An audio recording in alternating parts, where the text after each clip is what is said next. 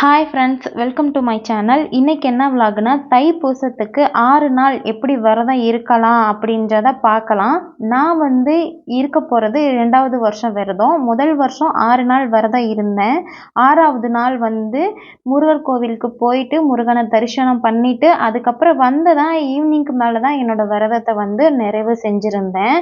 அதே மாதிரி இந்த வருஷமும் 6 நாள் விரதம் இருக்கலாம் அப்படின்னு சொல்லி முடிவு பண்ணியிருக்கேன் ஃப்ரெண்ட்ஸ். எப்போயிலேருந்து அந்த 6 நாள் விரதம் இருக்க போகிறேன்னா, 27, 28, 29, 30, 31, 1 இந்த 6 நாளும் தான் ஃப்ரெண்ட்ஸ் விரதம் இருக்க போகிறேன். நான் எப்படி விரதம் இருப்பேன்னா, அன்னைக்கு காலையில் ஒரு 4:15க்கெல்லாம் எழுந்திரிச்சிருவேன். எழுந்திரிச்சு நல்லா குளிச்சுட்டு வீடை ஃபுல்லாக நல்லா தொடச்சி விட்டுட்டு, அதுக்கப்புறம் வாசல்லையும் போய் நல்லா அழகா குட்டியாக ஒரு கோலம் போட்டுட்டு வந்துடுவேன்.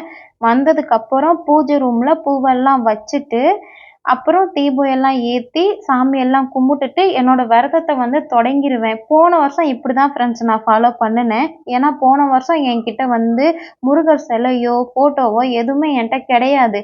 எல்லாமே ஊரில் இருக்குது. நான் இங்கே வரும்பொழுது எந்த ஃபோட்டோவும் சிலையும் எடுத்துகிட்டு வரல. இங்கே வந்ததுக்கு அப்புறம் தான் லட்சுமி தாயாரோட ஃபோட்டோவும் அதுக்கப்புறம் பெருமாளுடைய ஃபோட்டோவும் இங்கே தான் நான் வாங்கினேன். முருகருடைய ஃபோட்டோவும் நான் வாங்கணும்னு நினச்சேன். அப்புறம் ஹஸ்பண்ட் சொல்லிட்டாங்க, இப்படியே ஒவ்வொரு பொருளாக வாங்கி சேர்த்துட்டே இருந்தால் அப்புறம் ஊருக்கு எப்படி எடுத்துகிட்டு போவ அப்படின்னு சொல்லிட்டனால எனக்கு ரொம்ப கஷ்டமாக ஆயிடுச்சு. ஆனாலும் நான் விரதம் இருக்கணும்னு முடிவு பண்ணிட்டேன். அப்போ நான் என்ன பண்ணினேன்னா, காலையில் எழுந்திரிச்சு கோலம்லாம் போட்டு தீபம் எல்லாம் ஏற்றிட்டு என்னோட மனசுக்கு என்னோட பூஜை ரூமில் ஒரு இடத்துல குட்டியாக ஒரு ஸ்டார் போட்டுட்டு இந்த மாதிரி ஓம் சரவண பவ அப்படின்னு எழுதிட்டு 6 சுட்டி வச்சு வெத்தலை வச்சு தீபம் ஏற்றினேன் ஃப்ரெண்ட்ஸ். 6 நாளுமே இந்த மாதிரி தான் பண்ணேன். ஃபோட்டோவோ சிலையோ எதுவுமே என்கிட்ட இல்லை. என்னோட மனசுக்கு வேண்டி நான் இந்த மாதிரி பண்ணினேன் ஃப்ரெண்ட்ஸ். 6 நாளுமே நல்லபடியாக பண்ணினேன். அந்த வேண்டுதலுமே எனக்கு நிறைவாயிருச்சு ஃப்ரெண்ட்ஸ். அப்போ தான் அதுக்கப்புறம் அந்த அந்த வருஷத்தில் மே மாதம் நான் ஊருக்கு போயிருந்தேன். 2025 தான் நான் ஊருக்கு போயிருந்தேன் மே மாதம். அப்போ என்னோட பையனுக்கு மொட்டை அடிக்கிறதுக்காக திருப்பரங்குன்றம் கோவிலுக்கு போயிருந்தோம். அங்கே போயிருந்தப்போ என்னை அண்ணி என்னை எதிர்பார்க்காம எனக்கு முருகன் சிலை வாங்கி கொடுத்துருந்தாங்க. அப்போ தான் நான் கேட்டேன், என்னங்க அண்ணி முருகன் சிலை வாங்கி கொடுத்துருக்கீங்க அப்படின்னு சொல்லி கேட்டதுக்கு அப்போ தான் அவங்க சொன்னாங்க, நீ 6 நாளுமே நல்லா விரதம் இருந்து சாமியெல்லாம் கும்பிட்டல, நான் அதை பார்த்தேன். நான் அதை ஸ்டேட்டஸ்லலாம் போட்டிருந்தேன். எங்கள் அண்ணி பார்த்துட்டு, உனக்கு இது வாங்கி கொடுக்கணும்னு தோணுச்சு எனக்கு. அது இன்னைக்கு கோவிலுக்கு வர வந்தோமா, அதான் நான் உனக்கு வாங்கி கொடுத்தேன். இது என்னோட கிஃப்ட் அப்படின்னு சொல்லி கொடுத்தாங்க. எனக்கு ரொம்ப ரொம்ப சந்தோஷம் ஃப்ரெண்ட்ஸ். அந்த சிலை தான் நான் இப்போ வச்சு பூஜை பண்ணிட்டு இருக்கிறது. இந்த வருஷம் நல்லா திருப்தியாக சாமி கும்பிடுவேன். ஏன்னா போன வருஷம் ஃபோட்டோவோ சிலையோ எதுவுமே கிடையாது. ஆனாலும் நான் அந்த ஸ்டார் கோலம் போட்டு ஓம் சரவண பவன் எழுதி என்னோட விரதத்தை நான் ஸ்டார்ட் பண்ணி நிறைவு செஞ்சுருந்தேன். இந்த வருஷம் நான் இப்படி தான் ஃப்ரெண்ட்ஸ் பிளான் பண்ணியிருக்கேன். காலையில் எந்திரிச்சு நல்லா குளிச்சுட்டு வீடையும் ஃபுல்லாக நல்லா தொடச்சி விட்டுட்டு வெளியில் கோலம் எல்லாம் போட்டுட்டு பூஜை ரூம்லேயும் நல்லா தீபம்லாம் ஏற்றிட்டு முருகருக்கு ஒவ்வொரு நாளும் ஒவ்வொரு அபிஷேகம் பண்ணலாம் அப்படின்னு சொல்லி பிளான் பண்ணியிருக்கேன் ஃப்ரெண்ட்ஸ். 6 நாளும் 6 அபிஷேகம் பண்ணலாம் அப்படின்னு சொல்லி நினச்சிருக்கேன். அதாவது பிரசாதமாக பால், பழம், அதுக்கப்புறம் பொங்கல், கேசரி இந்த மாதிரி கொஞ்சம் பிரசாதமாக வைக்கலாம்னு நினச்சிருக்கேன். நான் எப்படி விரதம் இருப்பேன்னா, இந்த மாதிரி சாமியெல்லாம் கும்பிட்டு முடிச்சுட்டு மத்தியானத்துக்கு மட்டும் தான் ஃப்ரெண்ட்ஸ் நான் சாப்பிடுவேன். காலையிலையும் நைட்டுக்கும் சாப்பிட மாட்டேன். ஒரு வேளை சாப்பாடு, 2 வேளை சாப்பிடாம இருப்பேன். இப்படி தான் ஃப்ரெண்ட்ஸ் 6 நாளுமே நான் விரதம் இருந்தேன்.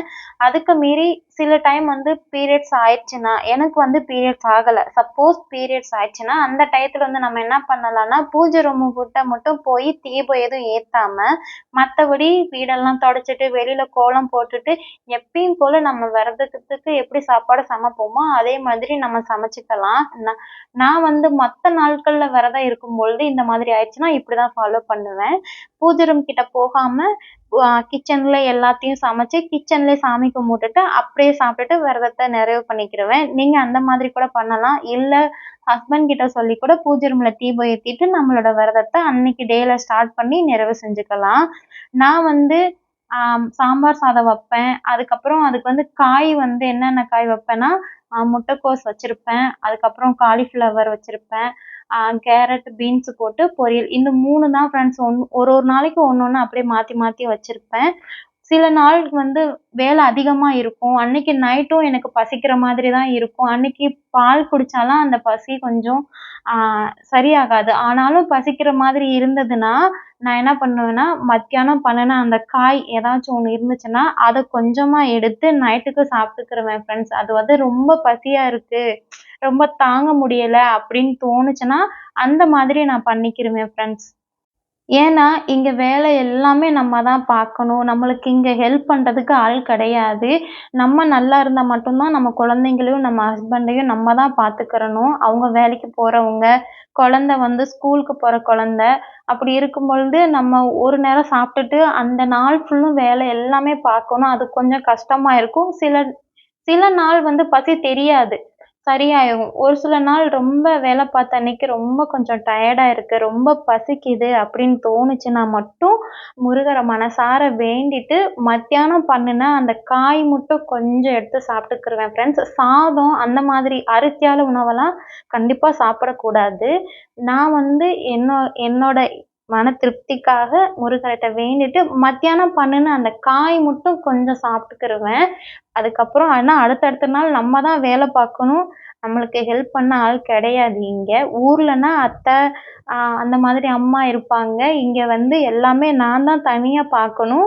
அந்த மாதிரி ரொம்ப பசியா இருந்துச்சுன்னா, நைட்டுக்கு மட்டும் அந்த மாதிரி பண்ணிக்கிருவேன். காலையில பசியே தெரியாது ஃப்ரெண்ட்ஸ். எந்திரிச்சு வழக்கம் போல குளிச்சுட்டு, கோலமெல்லாம் போட்டுட்டு சாமி கும்பிட்டுட்டு பசங்கள ஸ்கூலுக்கு அனுப்புறோம், வீட்டு வேலைகள் அப்படின்னு காலையில ஒண்ணும் தெரியாது. மத்தியானம் சாப்ட்டுருவோம். நைட்டுக்கு தான் அந்த கொஞ்சம் அந்த வேலை பார்த்தது, விரதம் இருந்தது, கொஞ்சம் டயர்டா இருக்கும்.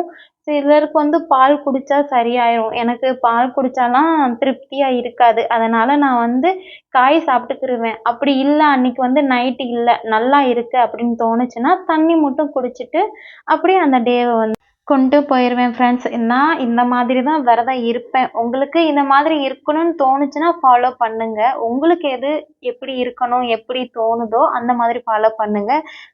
நான் இந்த மாதிரி தான் ஃப்ரெண்ட்ஸ் விரதம் இருப்பேன். என்னோட விரதமும், என்னோட வேண்டுதலும் சக்சஸ் ஆகுன்ற நம்பிக்கை எனக்கு இருக்கு. அதனால நான் இத கண்டிப்பா ஃபாலோ பண்ணுவேன். இந்த வீடியோ உங்களுக்கு பிடிச்சிருந்ததுன்னா ஒரு லைக் பண்ணுங்க. Okay friends, bye. Thank you.